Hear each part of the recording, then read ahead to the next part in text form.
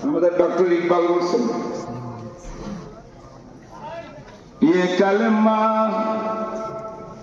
कलमा बोलते हैं ला इलाहा, ये कलमा फसले गुलो लाला का नहीं पाबंद।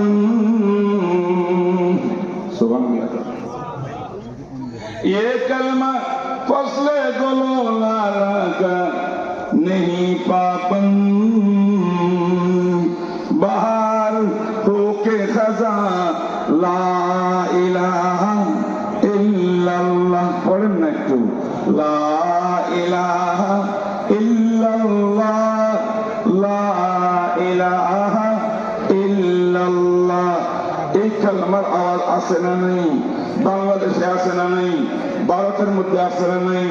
পৃথিবীর এমন কোন দেশ নেই যেখানে মুসলমান নেই, যেখানে মুসলমান সেখানে এই কালমাটা আছে, কিন্তু এরপর আমাদের বাক্য পরিবর্তন হয় না।